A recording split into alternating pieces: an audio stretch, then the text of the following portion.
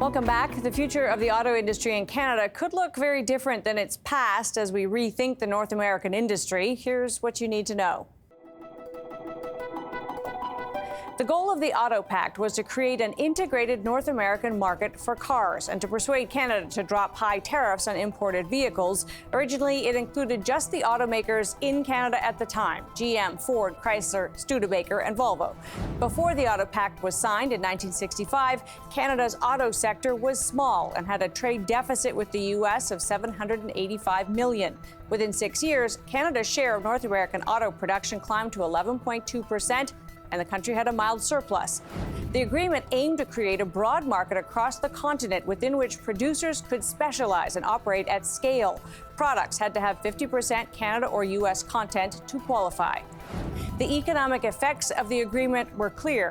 In 1966, Canadian vehicle and parts exports to the U.S. were $866 million.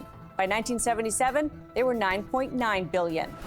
Meanwhile, integration was successful. In 65, Canada exported just 48,000 vehicles to the U.S., or 6% of its total production.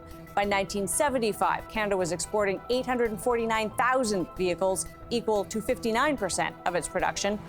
The 1989 Canada-U.S. Free Trade Deal included some of the provisions of the Auto Pact, but phased others out, which were seen as contrary to World Trade Organization rules. In 2001, Canada officially ended the Auto Pact in response to some complaints about those rules.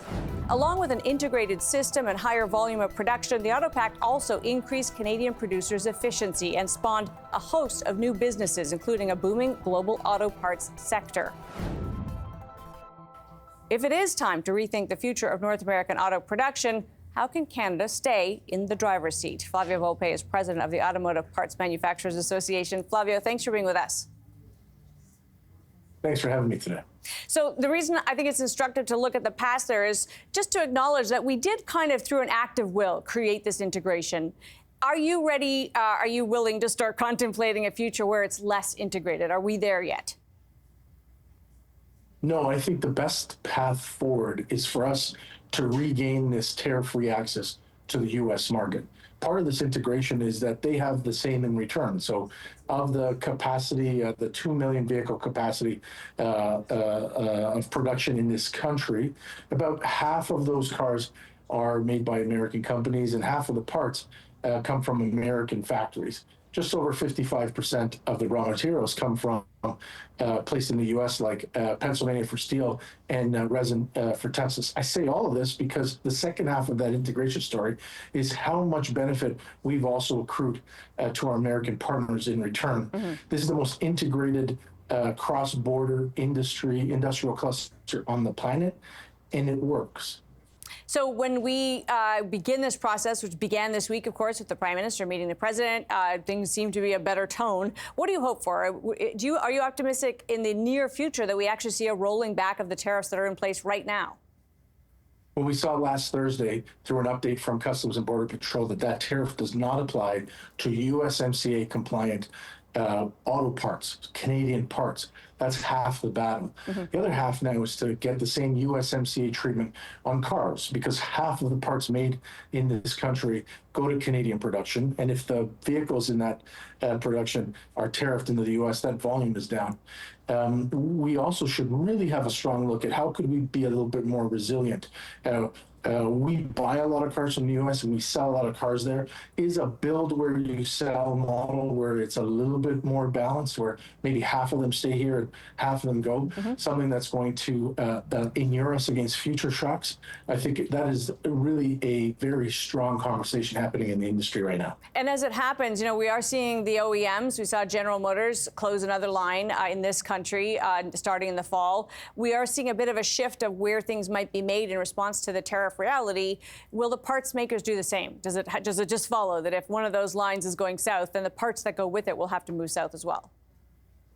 It's a proximity business. And while there's some inertia, the drag is where do your customers make cars? So the parts companies that I represent, we said, yeah, great, we got that first a pass on parts tariffs, but we're really pushing hard both in Washington and Ottawa to make sure that we do the same thing for cars. because that's a slow bleed that we're not going to be able to turn back alone. The other thing that we're all talking about here is not just build where you sell, but it might be a time to think about, look, Turkey and Vietnam, and of course Chinese, have built their own vehicles, have started in the auto sector. Project Arrow taught us that we have the people and the technology. Is it a time to think about doing what Mexico has announced as part of their mitigation? They launched a company called Olinia. President Sheinbaum says, at least in part, Mexico should be in the game. That's some of the things that we're also considering here as an industry. All right, things to look for in the future. Flavio, thanks for being with us. Appreciate it. Thank you, Menda. Flavio Volpe is president of the Automotive Parts Manufacturers Association.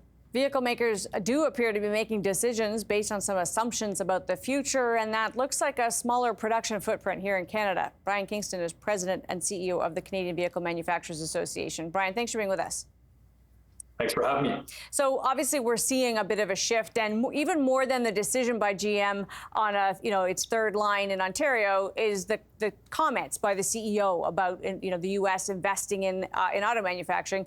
Is the writing on the wall when it comes to kind of where new production at least might be? No, I mean, automakers have been invested in building vehicles in Canada for 120 years, and they'll be here for the long term. That said, there are very serious trade headwinds right now that are putting massive costs on manufacturers. We've seen companies come forward over the past couple of weeks and suspend their forward earning guidance. General Motors has a $5 billion tariff exposure. Ford announced a $1.5 billion exposure. So companies have to respond to this environment where production costs are going up and the economic situation is worsening, meaning lower production levels across North America, by some estimates lower by almost 1 million vehicles this year. So in terms of the ability to shrink and expand, contract, this is something obviously that the industry does, right? We do see this over time.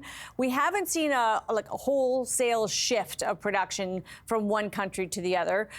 What I'm hearing, I think, from you guys in the industry is you don't expect that to happen. Will people maybe move some production south for now or even elsewhere, but they're kind of waiting until things sort themselves out and they can ramp up again in Canada? Is that the hope?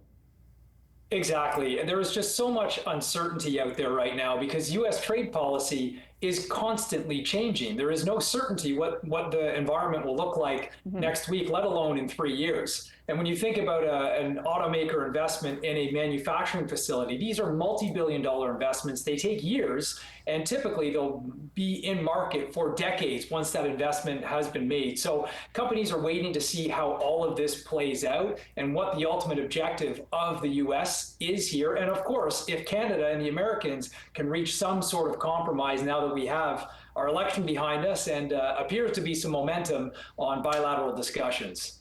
There is, of course, and Flavio Volpe just alluded to this, there is a scenario in which we do make roughly the amount of cars that we buy in this country. We just don't buy the ones we make at the moment. We could, or could we? Is there some future where we just produce for the Canadian market? Does that make any sense whatsoever? Well, it's not an ideal outcome. It's effectively back to the future. That would be bringing us back to the 60s before we had the Auto Pact, where you had tariff walls in place, and to sell in Canada, you had to manufacture in Canada. That's where the U.S. is potentially taking us. The reason we moved past that is because that's deeply inefficient. To have assembly plants dedicated just to the Canadian market, which is, it's a good sized market, but it's not large enough to have full-scale manufacturing in multiple facilities. So it's not an ideal outcome. That said, if this is where the Americans go and there is no flex, you may see manufacturers trying to dedicate more of their Canadian operations to serving the Canadian market. But overall, this means higher costs, less vehicle availability for Canadians, and ultimately a less competitive industry on a global scale. It's early days, but that first meeting between the Prime Minister and the President seemed to go reasonably well. Are you optimistic about getting to a better place? I am, and it's the economist in me. I always just come back to the numbers. and the facts. And while the president continues to say, the Americans don't want Canadian-built cars, this relationship works very well for the U.S. They have a trade surplus in auto with Canada. We are hands down the biggest export market for the United States. Yep. And on top of that, when you look at our production, we have huge amounts of American content in the vehicles produced here. So, I think we'll get past the bluster. We will get to the table, and I'm confident we'll find a way out of this. Brian, so good to have you. Appreciate your time. Thank you. Brian Kingston, President and CEO of the Canadian Vehicle Manufacturers Association. Coming up, it's Mental Health Awareness Week, and when it comes to stress, it seems we are taking it to work with us. That's still ahead.